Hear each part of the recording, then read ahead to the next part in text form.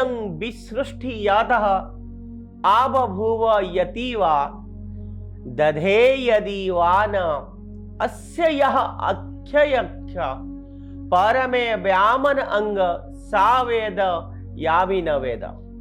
अर्थात यह विविध प्रकार की सृष्टि जिस प्रकार के उपादान और निमित्त कारण से उत्पन्न हुई, उसका मुख्य कारण यह है कि ईश्वर के द्वारा इसे धारण करना, इसके अतिरिक्त अन्य कोई धारण नहीं कर सकता है।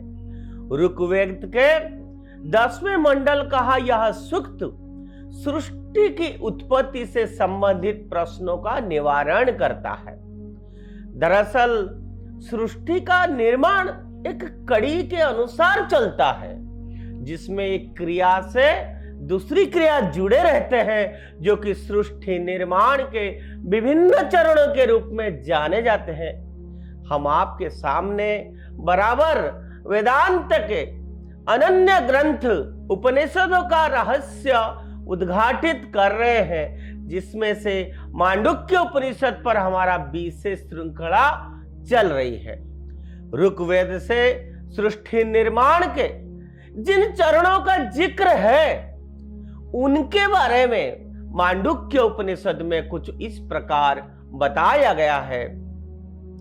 तस्मादग्रि समिध्यो यस्य सूर्यो समात्पर्जन्य औषधाय पृथिव्यां पुमान रेतसीचति औषितायं ब्रह्मी प्रजापुरुषता संप्रसूतः। अर्थात उस परम ब्रह्म परमात्मा से ही अग्निदेव प्रकट हुए हैं, जिनके समिध्या सूर्य देव है। फिर अग्नि से सोम और सोम से मेघ उत्पन्न हुए हैं। मेघों से अर्थात वर्षा से पृथ्वी पर अन्न और दूसरी वनस्पतियों ही उत्पन्न हुई है, और जिसका भक्षण करने से उत्पन्न रज और वीर्य प्राणियों में जीवन का सिंचन करते हैं। इसी प्रकार विराट पुरुषों से कई तरह के प्राणी प्रमुत्पन्न हुए। इसी प्रकार यह संपूर्ण सृष्टि परम ब्रह्म परमात्मा का दिव्य प्रकटीकरण अथवा प्रत्यक्षीकरण है। यह विश्व विराट पुरुष का व्यक्त अथवा प्रत्यक्ष रूप है, तथा सब प्राणी मूलतः एक ही परमात्मा से उत्पन्न हुए हैं तथा उसके अंश है। वही अग्नि है, वही सूर्य है, वही सोम है, वही मेघ है, वही अन्न है, वही रज है और वीर्य रूप में सृष्टि का बीज है। यहाँ पर यह भी बताना बहुत आवश्यक होता है कि छांदोग्य उपनिषद के 5वें अध्याय के 4th खंड में अग्नि विद्या की चर्चा की गई है, जिसमें कहा गया है कि पहले चंद्रमा उत्पन्न हुआ तथा उसकी रहस्यमय सहायता से मेघ उत्पन्न हुए और मेघ की वर्षा से पृथ्वी पर अन्न वनस्पति औषधि आदि उत्पन्न हुए। अनाज के भक्ष्य अन्न आदि उसके भक्षण से वीर्य उत्पन्न हुआ, जिसके द्वारा विभिन्न योनियों में पुरुष जाति ने स्त्री जाति में बीज का अध्ययन किया और बहुत प्रकार की जातियां एवं प्रजातियों से निरंतरता सुनिश्चित हो गई। बीज की सुरक्षा होने पर ही उसकी पुनर्प्रतिष्ठा हो पाती है, और वास्तव में कहें कि एक परमात्मा ही इसी प्रकार बहुगुणित हो गया है। अब फिर आगे चलते हैं।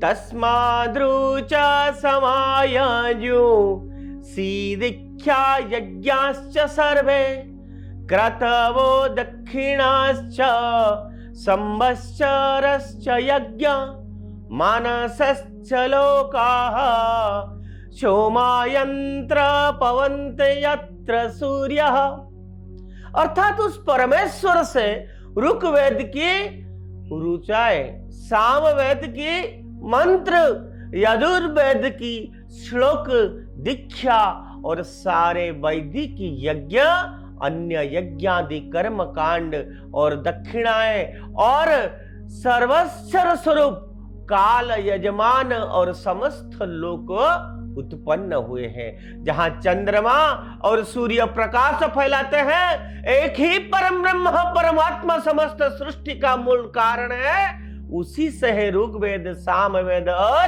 यजुर्वेद के श्लोक उत्पन्न हुए हैं।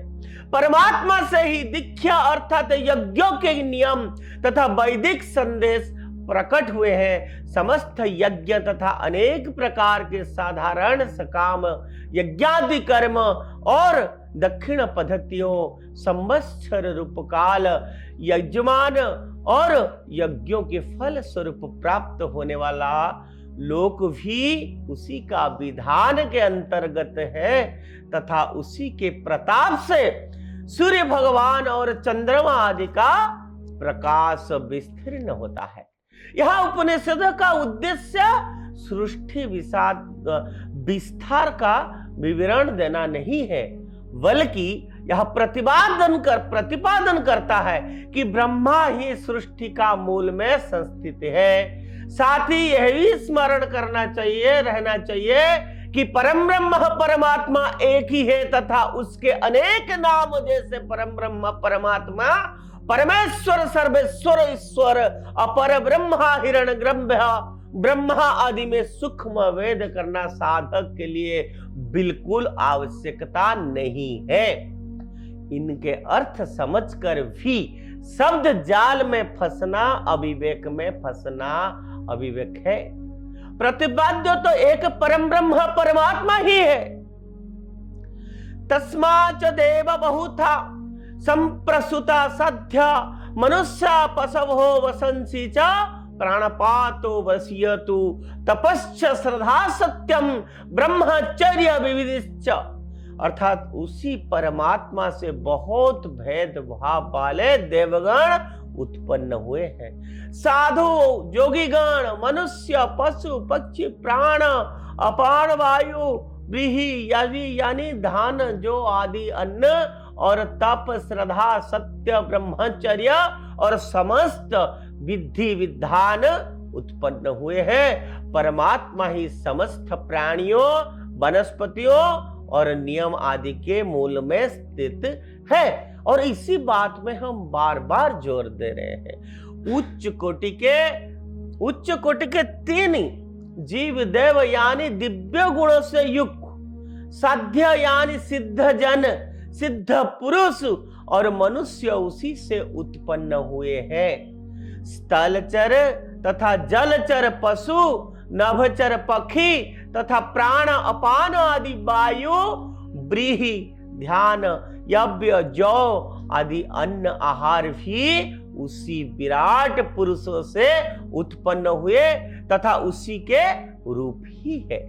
तप यानी उत्तम लक्षण की प्राप्ति के लिए कष्ट उठाना, अहिंसा, श्रद्धा यानी उत्तम जन और उत्तम उद्देश्य, उत्तम पुरुष तथा सत्य के लिए आस्था एवं आदर भाव, सत्य यानी नित्य तत्व, सत्य सिद्धांत, सत्य आचरण, वाणी आदि, ब्रह्मचर्य यानी मनोनिग्रह, संयम, पवित्रता, विधि यानी कर्म विधान व्यवस्था, ऐसा करो और ऐसा मत करो। यह सब आदेश यज्ञ आदि की अनुष्ठान, विधि, जीवन धारण तथा उन्नति के साधन उसी परमात्मा से ही प्राप्त हुए हैं। उसने जीवन दिया तथा जीवन यापन के लिए सभी आवश्यक वस्तुएं उत्पन्न भी की तथा जीवन में उच्च स्तर की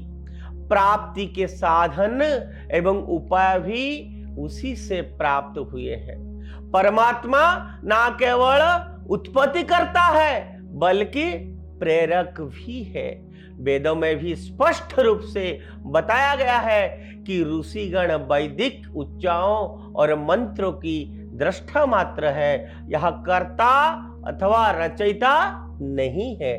योग आदि क्रियाओं द्वारा उच्च चेतना स्तर में संस्थित होने पर उन्होंने